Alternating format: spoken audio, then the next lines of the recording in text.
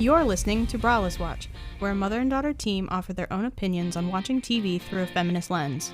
I'm Beth, the mom. And I'm Lily, the daughter. Welcome to Braless Watch, where TV watching gets a whole new perspective. Clothing is optional. Hello. Hello. Oh boy, we're in for a doozy on this one. Yeah, and we only have a little bit of time to talk about it. 30 minutes to talk about all that is in this show. Wow. It was loaded. Luckily, we're only talking about one episode. I will say, with British shows, so this is a British show. With British shows, they pack it in. And with a show that's as old as this, because this came out in the 70s, there's a lot of packed in that wouldn't be packed in now. From so much sexism. There's just so much. Oh, boy. I mean, it starts off sexist. Yes. The very first interaction scene, whatever. Yep. Is very sexually... With a mannequin. Right. Yeah. It's sexist to a mannequin. Yeah. Oh, boy. Okay. Fully molesting a mannequin. Yeah. Oh, gosh. Okay. If that's not your hook, man, you can just stop listening right now. Oh, God. Okay. The episode what we're talking about today is Are You Being Served? It's an episode called Cold Store. Season 3, episode 4. Yeah. It's a British show. Came out in the 70s. Yep. I have seen it previously several times. I know you have seen it previously multiple times. Hundreds, thousands, maybe, because I'm middle-aged now. I've been watching it since my teens. It also would come on PBS around here. That was like a regular, especially on Sundays when they did international TV. Right. So this show is a workplace comedy. Yes. Back in the 70s, if that places you at all. Back in the 70s in the UK. In the UK. All white cast. All white cast. There was a lot of good things with this show. Mrs. Slocombe, Mr. Humphries. Those two carried the show from my perspective. It was very progressive with those two characters. Mm-hmm. I'm not sure this particular episode highlights the two of them in the ways that the whole show. I just tried to pick an episode that it highlighted every character. Yeah, because you picked this show this time. I did. I was trying to think of one that really highlighted everyone's character a little bit, or kind of. Yeah, and it does. It does. It does do that. It's a little bit of an introduction to each person. Right. It's a little Lucas heavy, but that's because of his whole goal is trying to leave work. Right. Yeah. It does not work. Actually, it does until he goes to the hospital. Right. Oh boy. But it's a department store, and they menswear, women's wear. Right. Little bit of history that's not going to spoil anything because it's generally based in this, is that it is a department store. It's a multi-leveled department store. So there's lots of, like Macy's or something. You have multiple floors, different things, kitchenware on one floor. Exactly. Yeah. Toys. And because of that, they actually relocated women's section to the same floor as the men's section. And it didn't used to be that way prior to the show being made. And that's part of the rivalry that is created, or the tension that's created in the show, because you have to have tension to have comedy. Of course. So, yeah. So there's that tension between them. They're split. So one side is men's and the other side is ladies. Yes. Just a little preface there that I'm not spoiling anything with this show. No. So. Actually, the way that it's filmed, it's normally only on that one set. And this episode in particular is a single set. Is the department store. Right. Multi-camera with an audience. Right. That's how this is filmed. Right. On a set. Did you ever find, this is one of the questions I thought of when I was watching the episode again, I was like, did you ever find that the audience was laughing at something? You're like, why are you laughing at that? That's not funny. Yes. Yeah. Yes. Part of it could be that it's a UK show from the 70s. Right. So there's the age difference, but also different country difference. But also, some of it is just, it doesn't hold up. This show is one of those that does not hold up very well. In the form of feminism. In the form of feminism, in the form of how society has changed. Right. Or progressed, right? Progressed. Yeah. It's not very, it is progressive from the time period that it was made. It is not progressive now. No. Mrs. Slocombe consistently has different hair colors. So in this episode, Cold Store, her hair is blue. Has like a tealy color. Yeah. Mr. Humphries is flamboyant. They never say if he's actually gay or not, but he is flamboyant. And He outwardly is of the queer variety. queer variety. And we never get an answer. If you watch the whole series, you never get an answer of which direction the wind flies his flag, right? And that's okay. That's fine, yeah.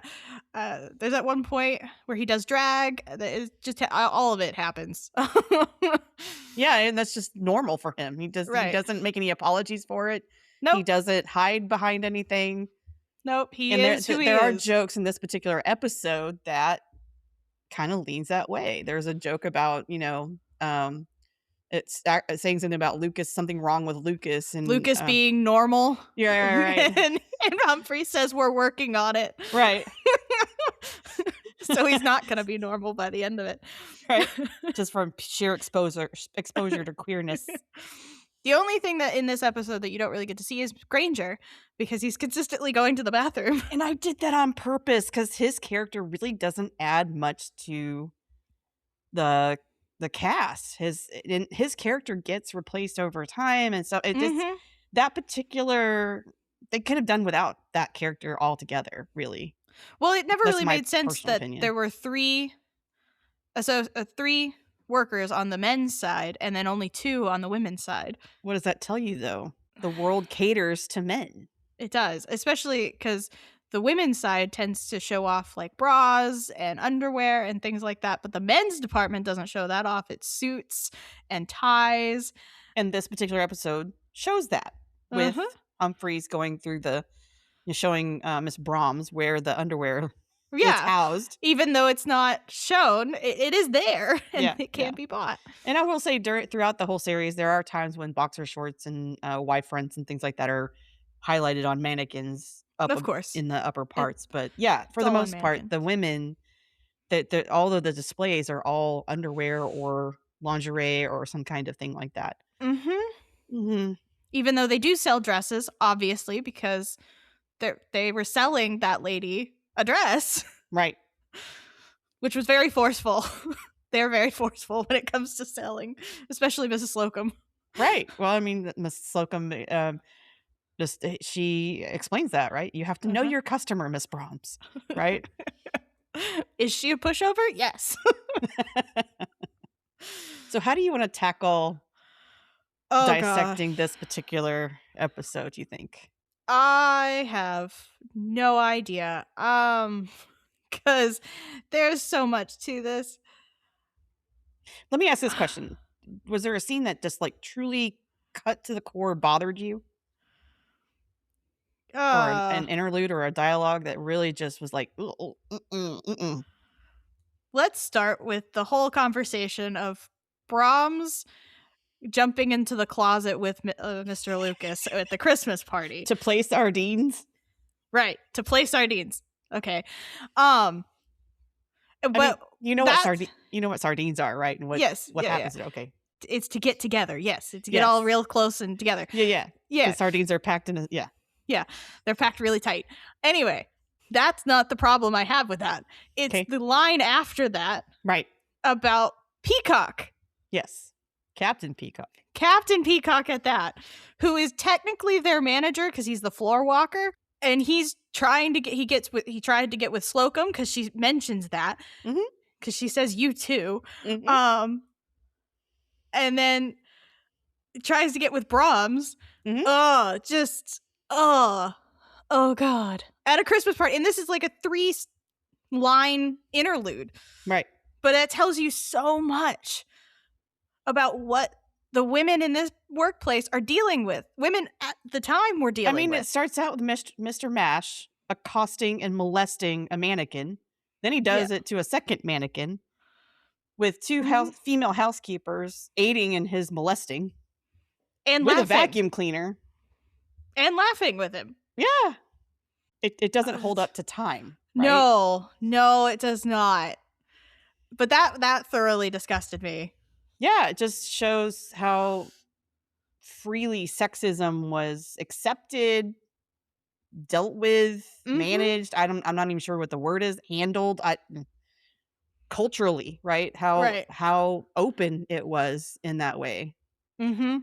And in some ways, we have not moved on from that. It is still perpetuated. Right. Right. And I'm not gonna go into details, No, further than because that because that we that'll don't have get me off. time for that. No, we don't have time for that tangent. We don't have time for that. But Ugh. these are still things we are dealing with as those of us with uteruses and carry feminine bodies, right? We are still dealing with this exact thing. Mhm. Anyway, that's the scene that skeeved me out. I was annoyed. I I felt like the word bad for skeeved. That's Brahms. a good word. Yeah. I felt bad for Mrs. Brahms and Slocombe. Right. And in the way that Miss Brahms, the actress that plays her, delivered that line was like, it's just another day. Uh-huh. And it's kind of the way Slocombe responded too. Yeah. Oh, you too, huh? Yeah. That speaks to Mr. Peacock Oh, being a predator of some kind, right? yes. Yes. Yeah. Oh. Okay. Ugh. Mm-mm. Okay, was there a scene that, like, really had you laughing? Like, that just really just test of time? That The was the joke guy who that could came in for pants. okay. And Humphries, because he hurt his back. It's a crazy day at this store today. Because Humphries hurt his back. Right. Granger's in the bathroom all day, basically. Right. There's two of them, or one of them with a cold, one of them pretending to have a cold. Right. And Mrs. Brahms, who also got flu injections so Right. that she won't get sick, but she can't be around sick people for a week or so. Yeah. It's a crazy day. It's a day. But that dude, so Humphries hurt his back, and so the dude needs pants and needs his inseam, his inside leg, taken Mhm. it. He doesn't know what his size is, and Brahms doesn't want to do it because she's a lady. Well, And she says the fear of unknown. right. Humphries goes, "What are you afraid of?" The unknown. I get it. Then And she so, tries to come up with a compromise. but Humphries comes up with the best compromise and Yes. uses an umbrella through the guy's leg. Right. Did you catch what he said to get the guy to spread It was eagle, as it were, stand to something. stand at peace? So Here it is. must be a military Yeah. thing that they do for Probably those from that the have been- war. Probably, yeah. From There World War is II. a lot of reference to World War II in this show, I will say, because England is still reeling from some of the impact of that. Yes. And even though it's 30 years later or whatever, it's still Yeah, they're still still having dealing. an impact on them. Yeah, culturally, there's a lot of references to that in this particular show. And with the age gaps, right? That you have people who Right. served, you had people who were part of the war effort because they couldn't serve in other Mhm. ways. So yeah, the whole And then you have Mr. Lucas and Miss Brahms who are have too young. too young, yeah. Mhm. So, They grew up in the privilege of after war, right. Post-war. post war. Yes.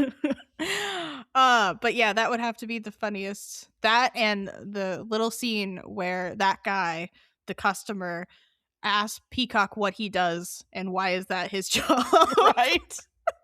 Well, that's a cushy job. Right, that's a cushy job. And Peacock was so measured there. He was like, "The customer is always right, sir." And he walks away. So offended. He's so offended, but at the same time, the customer is completely right. He has a really cushy job. All he does is direct people to other people. Yeah, his job is obsolete, basically. It is.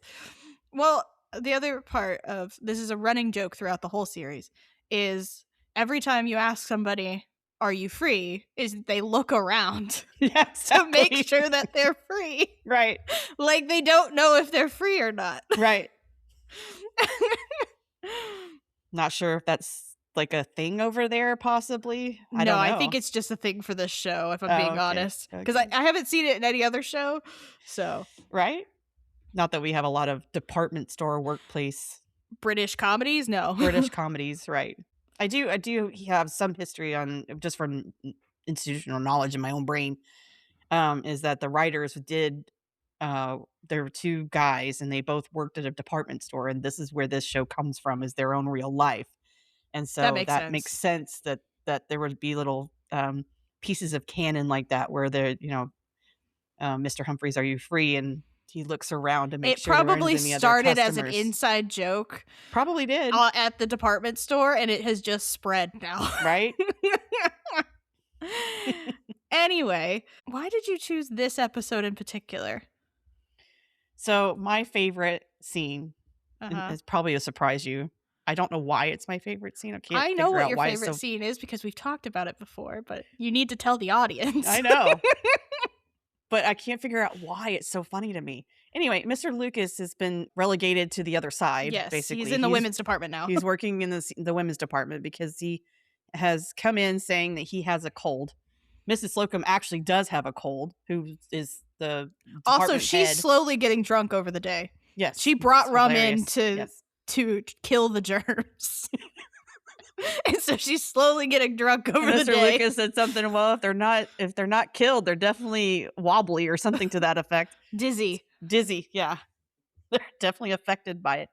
But Mr. Lucas is serving the ladies' side, and a woman comes in to be served to have her new suit not a bodysuit. It's a skirted suit of some kind that she bought Mm-hmm. like the couple days before, to have it altered because the skirt's not quite fitting. The But top she is doesn't fitting. quite say that. No, she gets a little flirty, and She does. but it's in a coy way, like because she's older and Mr. Uh-huh. Lucas is a young man, and she gets a little Sheepish randy about it. and a little randy. It's both. It's weird. And so she, tries to make her attraction known in certain coy ways, and it's just funny. It's just funny to me.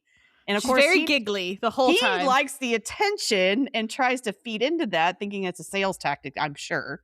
Right. He's trying to sell to her. That's the whole thing. Of course. That's his job. He's a salesman. He's not actually attracted to her. So he's trying to use this to sell to her. Yep. Oh. So I think the dynamic there, the tension that's built there, makes it more funny to me, because she just doesn't realize this guy's not going to be someone that she goes home with at the end of the night, but she still tries anyway. She grabs his hand at the end. I know. To walk him over. Yeah, she didn't need him anymore because Mrs. Slocombe was handling her request. But yeah, she drags him around the floor and tries to keep him, That's still a weird scene for you to like. I know. I don't know why I like it. It's just such funny a to weird me. scene. I also like Mrs. Slocombe getting drunk throughout the day. Yeah, and she slowly can't say words anymore. Right.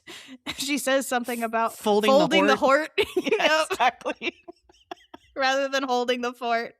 And the time Mr. Lucas is holding up a garter kind of thing, and he's like, just fiddling with it and stretching it, and I'm like, dude, stop. You're just messing up the merchandise now. But yeah, it's funny to me. And the interactions between Mrs. Slocombe and Mr. Lucas are very tension filled because they don't like each other. No. Yeah. On the other side, you have Miss Brahms and Humphries, and they do like each other. They are friends. Right.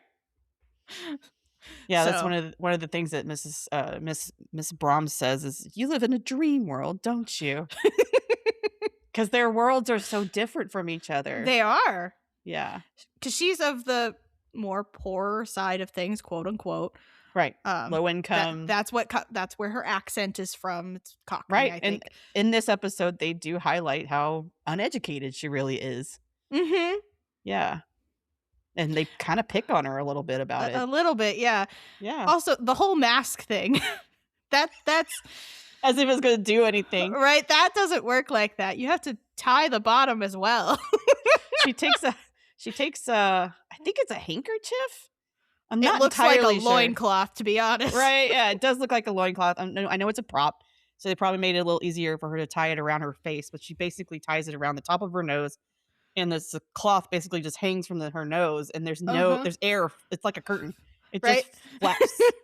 There's no real reason for it to be there because, as we know now, it's not going to help in any kind of way. No, as we have been through a pandemic. Right. We know how to do this. I think that's another reason why I wanted this episode to be the one I highlighted is our knowledge of science and how, diseases are not only treated but also passed between Yeah, us as humans is because different. What we know now is different. right. The other thing is that they wouldn't let Mrs. Slocombe go home. Right. She knew that. She also didn't want to have her pay docked. Right. Which that wouldn't happen nowadays. You would get a sick day where you'd still get paid, so you wouldn't spread it to your customers. Right. That's the point. So by the time we get to the end of it, she's now drunk and sick. Uh-huh. How is she supposed to serve anybody? She's drunk and sick, and then I think by the end she's asleep. And Lucas is gone. Lucas is now in the hospital because he hurt his ankle, quote unquote, falling down the stairs because he's still trying to go home. Right. To meet with his lady person that he's trying to meet up with. He keeps calling her a bird. That's the slang for it. Right. But yeah, nowadays you just take a sick day, you'd be paid for it, and you'd go home. You accrue them, you'd go home. That's what happens on with a cold. Well, I mean, there's a lot of mentions of that where, I mean, Mr. Granger was primarily in the restroom because he was having gastric issues, whatever that is. He couldn't even get through a full conversation. No, he could not. And at that, that you would definitely call in. Mr. Lucas could have called in modern terms, but apparently there's no way to get out of working? Question mark? Not, I think it's Peacock. I think part of it is Peacock. Because he's very military about things. You just show up and get shit done. Yeah.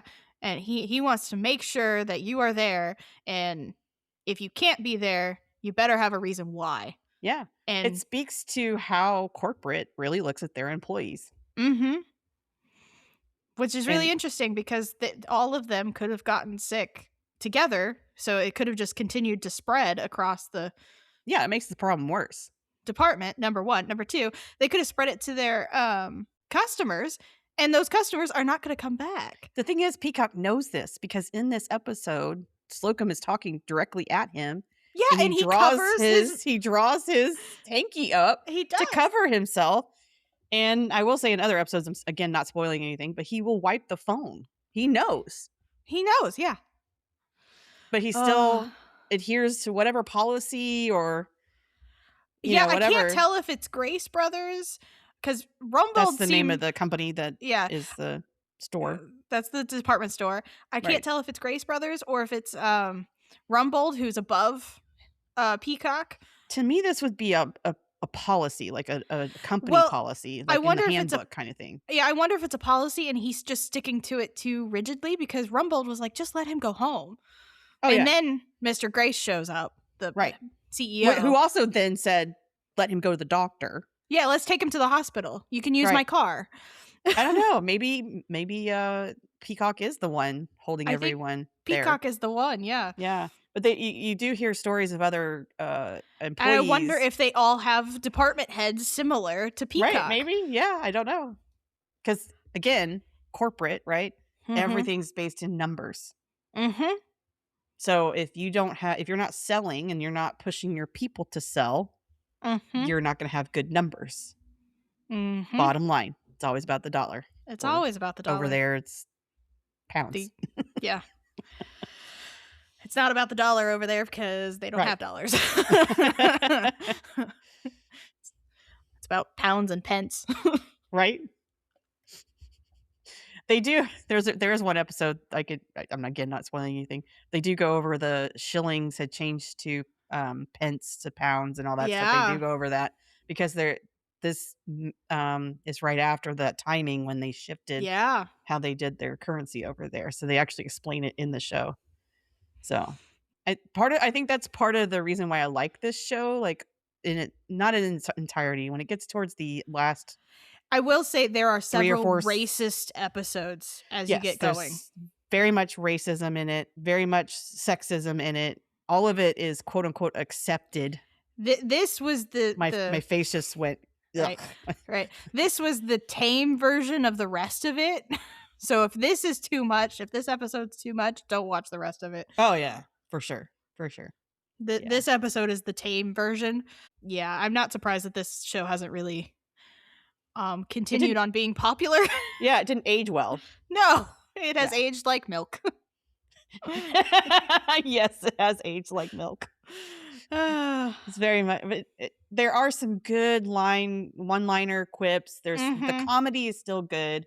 The physical comedy specifically. The physical comedy is still good. There are many scenes I just skip through because I just can't handle them. They're just not. Mhm. They're so offensive, just so absolutely offensive. I just skip through some of those. But Mhm. watching Mr. Humphries and watching Mrs. Slocombe, those are the two.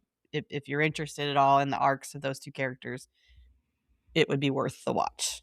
But only Yes. to like season 6 or something. I don't remember when. I normally stop at like season 4 before Granger leaves. Oh, That's- I do it until they do the puppet show with Punch and Judy, I and don't then remember that. I stop that because that's when Lucas leaves. Yeah, So. once Lucas leaves, it's really off the rails. It's Oh, yeah, really it's jumped bad. the shark. It's so bad. Yeah. So, yeah, the last few seasons, not so good. No. But No. the first few seasons are really good as They far as are. the writing and the acting And then it and all slowly that. goes down, and then it jumps the shark. It does jump the shark. You want some really offensive stuff, watch the last seasons. Oh boy. Ugh. That's like turn your stomach bad.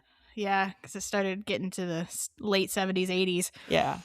I think this is a good show to highlight in a Munchie because we don't necessarily have to do the whole series or a whole No. season or anything like that. There's not. It's just not necessary with this type of show. It's not funny enough.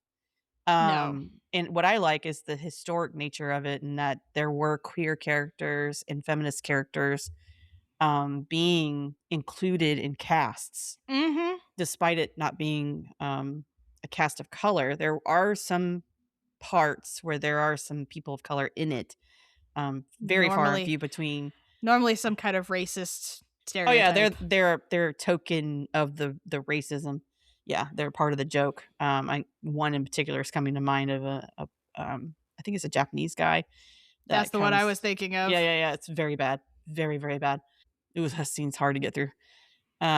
There's some Arab stuff in there. Middle Easterns. There's some definitely blackface happens. That's been removed from Amazon's. I don't know if it's removed. I think they highlight it at the beginning. At the beginning or at the end? I can't remember. No, there's like a spanner that comes across. Oh, is it? Okay. When it starts to play. Give you a warning or something. It gives you a warning, yeah. Yeah. One thing this episode doesn't have, which is a continuous joke that comes up throughout the whole series, is Mrs. Slocombe and her pussy. Yeah, that didn't get in this one. It didn't make it into this one. So she talks about her pussy all the time, and she's talking about her cat. Because that's what they call. That's the thing about this show. It's full of double entendre. Yes. It's very sex-led, right? It's the whole, heteronormatively. Very, very hetero. Yes. Very hetero. Yeah. Anyway, I just wanted to point out that we didn't get to talk about Miss Slocum's pussy. We didn't. But they gave her, so the writers are men, of course. Of course. But they gave her lines about that to talk about it in a way that was, some of the lines are really good. In the way that she gets to deliver them. They're kind of on the feminist side. And it makes you a little surprised. And the actress does it really well. She does, yeah. It's Molly Sugden. Okay. I remember seeing it and went, that's the name, and then I moved on. My brain didn't keep it. Yeah, I don't know how to say her last name, but yeah. Anyway, I think this was a good one to do a munchie on.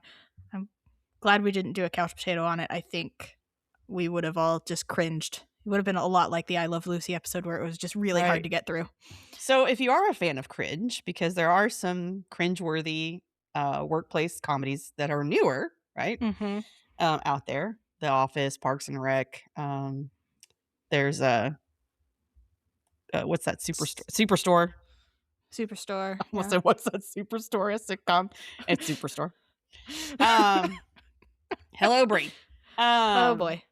Anyway, this does bring the cringe. It just brings the cringe in more sexist, It's not racist. modern ways, Yeah, yeah. it's not modern ways. It is a lot more like The Office, because The Office at the beginning did a lot of that. Oh, yeah. So, Yeah. okay. That tells you we haven't gotten very far. No, not really. No, not really. Yeah. All right. Well, go be amazing, audience. Take care of yourselves. It is a new day. Oh, boy. Watch some off-the-wall comedy. Yeah. And get the cringe on with us. All right. Talk to you later, audience. All right. Thanks, everyone.